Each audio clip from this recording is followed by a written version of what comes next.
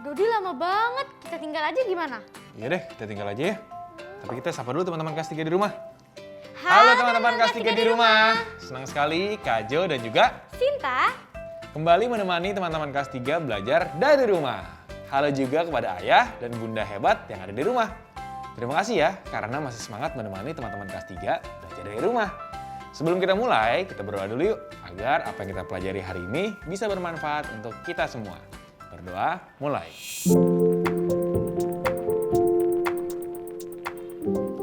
Selesai. Nah, sebenarnya kita lagi nungguin Dodi nih untuk peregangan dengan bareng. Tapi Dodi nggak datang-datang. Jadi kita mulai duluan aja ya.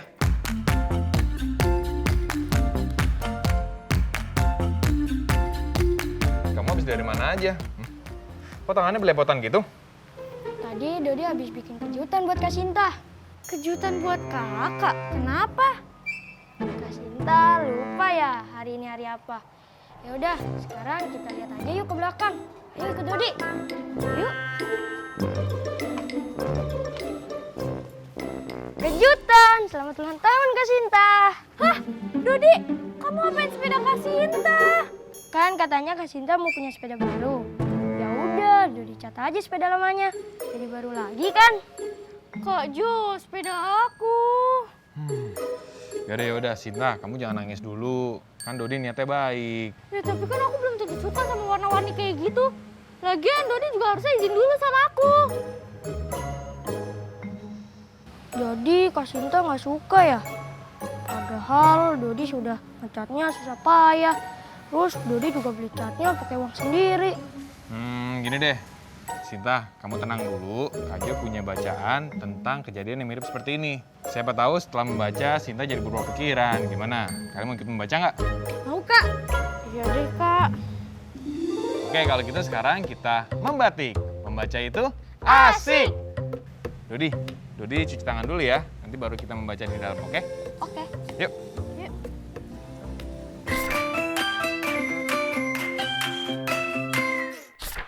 Nah, sekarang kita akan membaca cerita berjudul Gara-gara Piko.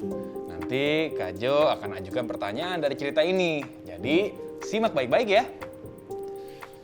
Gara-gara Piko ditulis oleh M. Fajrul Rahmat, diilustrasi oleh Wastana Haikal. Melukis. Piko sedang melukis kereta karnaval untuk ulang tahun desa ke-100.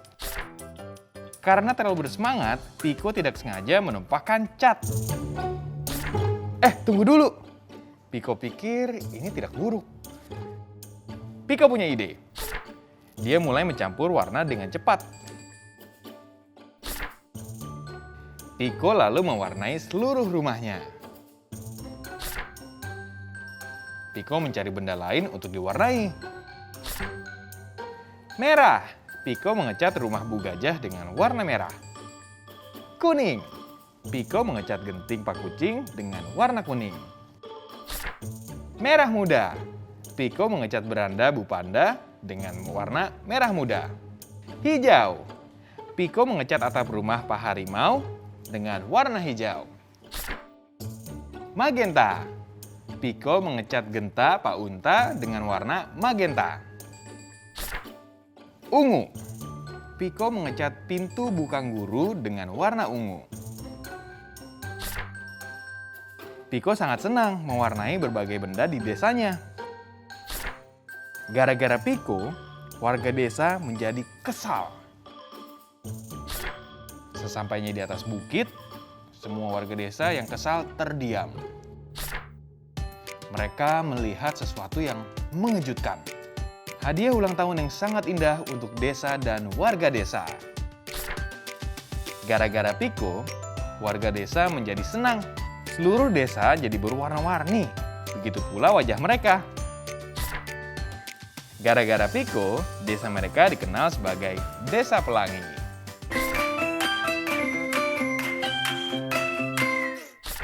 Selesai deh. Nah, itu tadi cerita berjudul Gara-gara Piko. Ayo, siapa yang bisa menyebutkan siapa saja tokoh di dalam cerita tadi? Dodi Kak, ada Piko, Bu Gajah, Pak Kucing, Bu Panda, siapa lagi ya? Sinta, bisa melengkapi? Ada Pak Harimau, Pak Unta, dan Ibu Guru. Iya benar. Teman-teman di rumah, bisa menyebutkan juga siapa saja tokoh yang ada dalam cerita? Keren. Sekarang, siapa yang bisa menyebutkan di mana ceritanya terjadi? Sinta tahu Kak, cerita ini terjadi di Desa Pelangi. Iya benar. Teman-teman di rumah juga tahu kan? Gara-gara Piko, desa itu kemudian dikenal sebagai Desa Pelangi. Lanjut ya. Siapa yang bisa menyebutkan apa masalah yang terjadi di dalam cerita? Dodi Kak, Piko mengecat rumah para penduduk desa tanpa izin Kak. Lalu para penduduk desa jadi kesal. Iya benar, agak mirip sama cerita siapa ya? Yaudah, sekarang kita lanjut ya. Siapa yang bisa menjelaskan solusi dari masalah yang diciptakan oleh Piko tadi? Sinta tahu Kak, setelah warga desa melihat desa mereka jadi warna-warni di atas bukit, ternyata desa mereka jadi lebih indah dari sebelumnya. Warga desa jadi suka deh. Iya benar, warga desa jadi suka karena desa itu jadi lebih indah dengan warna-warni. Jadi Sinta jangan kesal dulu ya, karena Dodi mengecat ulang sepeda kamu. Siapa tahu kalau dilihat dengan hati yang tenang, pikirannya terbuka, sepeda kamu akan kelihatan lebih bagus dari yang sebelumnya. Tapi nggak tahu juga ya Kak, apa Sinta berubah pikiran nanti? Iya, nggak apa-apa. Sekarang Pak Haji mau tanya ke Sinta dan juga Dodi, kalian baru aja menemukan kosakata baru nggak dari bacaan tadi? Iya Kak, ada beberapa kosakata baru yang Dodi dengar. Sinta juga. Oke, kalau gitu kita bahas sekarang yuk. Dalam Kota Baru. Kosakata baru.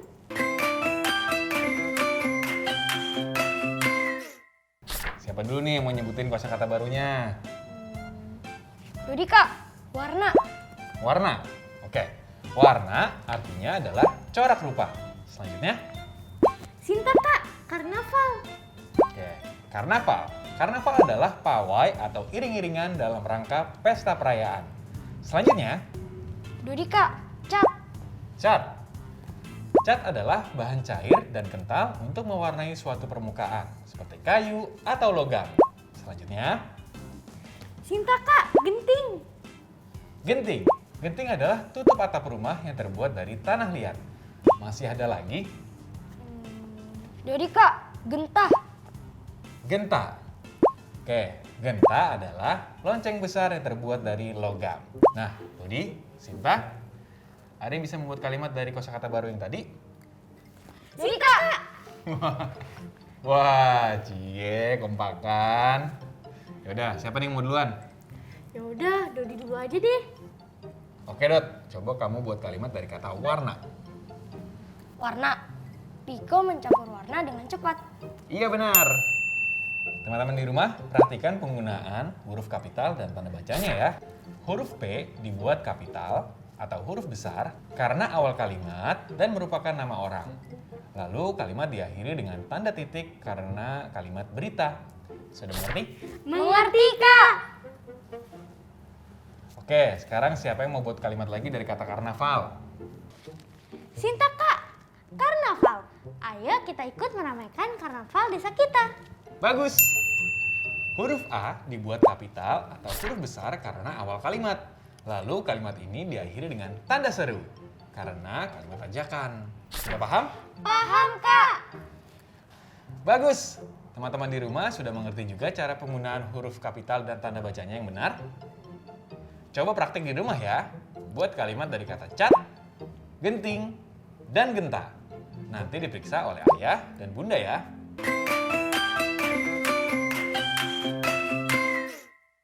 Kamu lagi ngapain, Dot? Dodi lagi mau ngikat kotak ini, Kak. Tapi nggak tahu talinya cukup atau enggak. Memang panjang talinya berapa? 250 cm, Kak. Kayaknya cukup deh. Coba aja, Kasinta bantuin ya. Wah, iya cukup, Kak. Malahan bersisa. Coba kamu hitung sisa panjang talinya. Panjangnya 105 cm, Kak. Berarti kamu sudah menggunakan panjangnya lebih dari setengah panjang tali itu.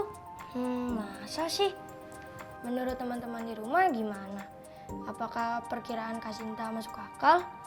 Coba hitung juga ya. Nanti kasih tahu jawabannya setelah ini ya.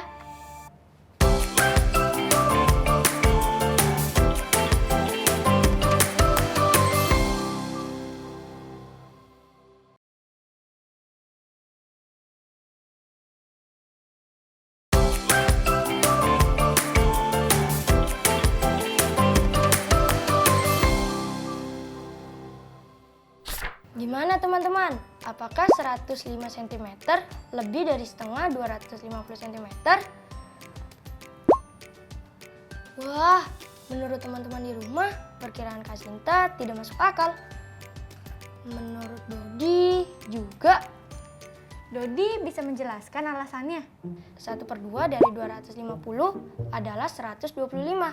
Sedangkan panjang talinya yang terpakai hanya 105. Artinya, panjang tali yang terpakai kurang dari setengah panjang talinya. Wah, hebat!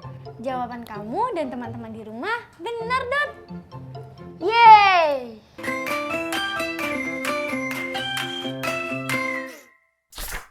Bagaimana pelangi terbentuk? Pelangi terbentuk ketika cahaya matahari masuk ke titik air dan dibelokkan dengan sudut tertentu.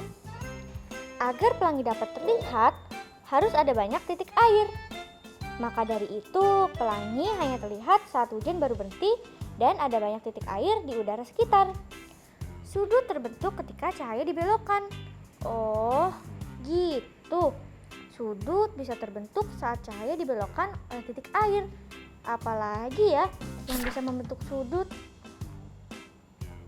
Selamat ulang tahun, selamat ulang tahun, selamat ulang tahun Sinta, bahagia selalu. Wah, Nah, kamu baca doa dulu sebelum tiup lilinnya. iya Bunda.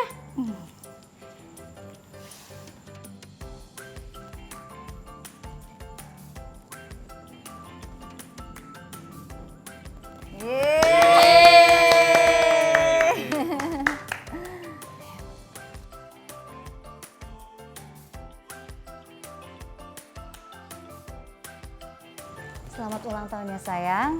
Sehat terus ya nak. Terima kasih ya Bunda. Bunda bantu ya. Oke Bunda.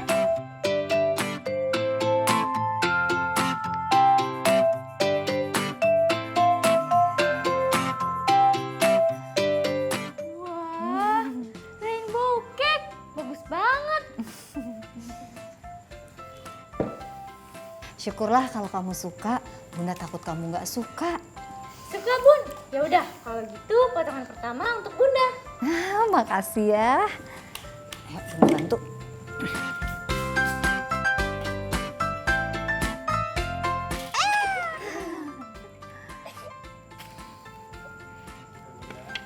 Ini untuk Bunda. Nah, makasih sayang. Potongan kedua untuk Kak Jo.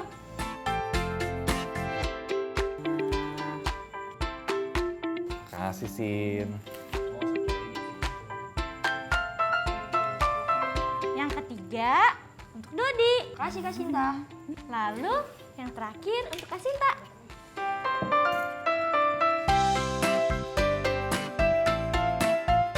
Makasih sayang. Makasih Kasinta. Makasih ya Sin.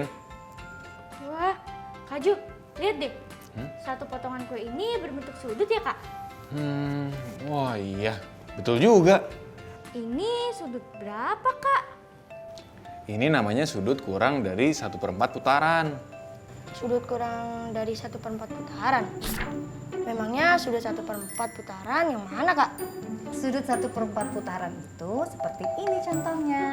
Iya benar, kita juga bisa membuat sudut 1/4 menggunakan tangan. Ikutin cara Kajo ya. Nah, coba semuanya rentangan tangan seperti ini. Teman-teman di rumah, ini namanya sudut 1/4 putaran. Dodi ngerti sekarang. Setelah itu ada sudut apa lagi, Kak? Nah, sekarang perhatikan kue yang belum terpotong ini. Kue ini sudah kita potong setengahnya. Jadi sisanya membentuk sudut 1/2 putaran. Sinta ngerti kan sekarang? Kalau dibuat pakai tangan jadi seperti ini kan? Iya benar. Ayo semuanya mencoba yuk. Yeay, berhasil! Yaudah kalau gitu Bunda lanjut masak dulu belakang ya. Ini Bunda boleh minta satu lagi nggak buat ayah? Habisnya takut nanti dimakan Dodi. Oh, boleh Bunda, ambil aja. Ntar habis sama Dodi.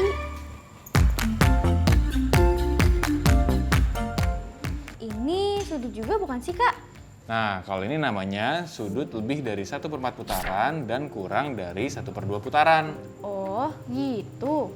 Nah, kalau ini kan sudut kurang dari setengah putaran ya. Ada juga sudut yang lebih dari setengah putaran juga. Seperti ini. Kalau ini sudut juga, Kak. Nah, iya betul. Coba, itu sudut berapa putaran? Berapa ya? Itu sudut kurang dari 1/4 putaran. Sama seperti potongan kue yang pertama tadi. Iya betul. Kalau ini sudut berapa? Kayaknya masih sama deh, Kak. Masih belum sampai 1/4 putaran. Jadi namanya sudut kurang dari 1/4 putaran. Iya benar. Berarti Dodi dan juga Sinta sudah mengerti nih tentang sudut ya. Coba kalau gitu Kajo akan tes ya. Sinta dan Dodi juga siap-siap. Kita latihan menjawab soal dalam Ayo Berlatih. Dengan berlatih, kita akan semakin terlatih.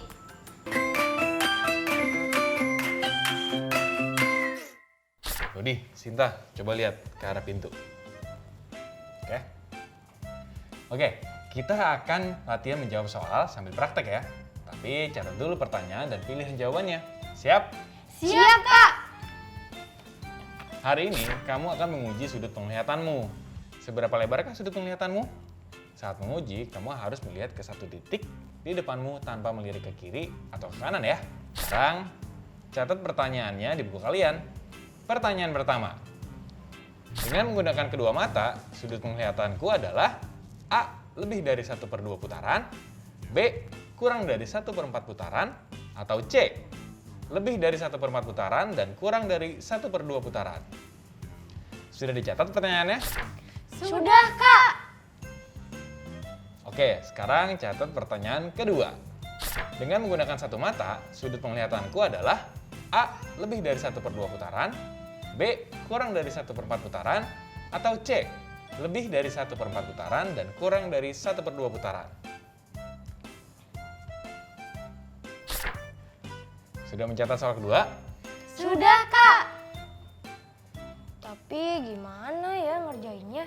Dodi bingung. Oke, sekarang Kajo akan ajarkan cara menjawabnya ya. Kalian ikutin Kajo ya. Teman-teman di rumah juga ya. Pertama, sambil duduk atau berdiri, kamu tentukan titik di depanmu yang akan terus kamu lihat. Jangan melirik ke kiri atau kanan sama sekali ya. Setelah itu, acungkan kedua jempol kamu lurus di depan kamu ya. Seperti ini. Bisa? Bisa, Kak.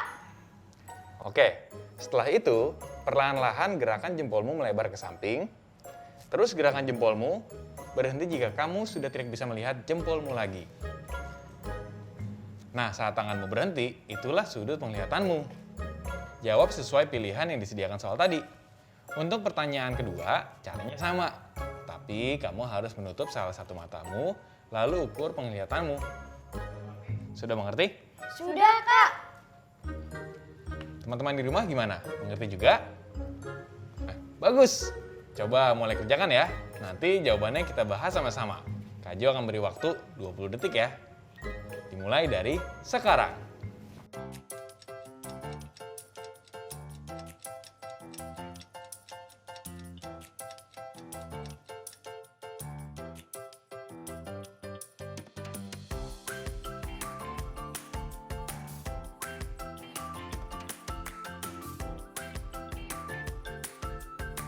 Oke, waktunya habis. Oke, sekarang kita cek jawaban kalian ya.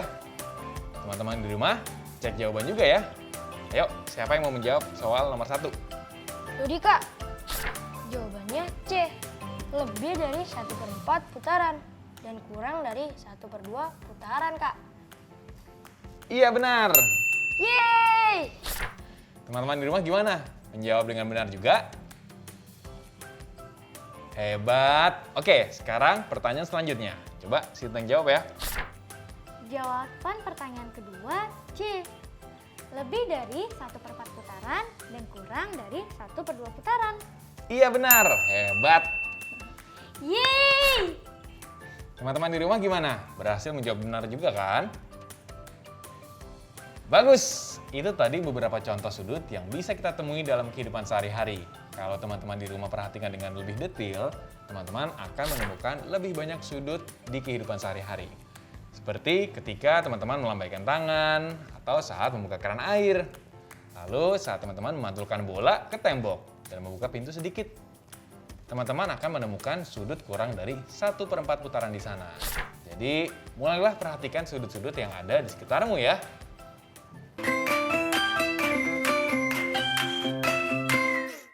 Nah, kita sudah belajar banyak hari ini. Terima kasih kepada teman-teman kelas 3 di rumah yang masih mengikuti kita sampai selesai.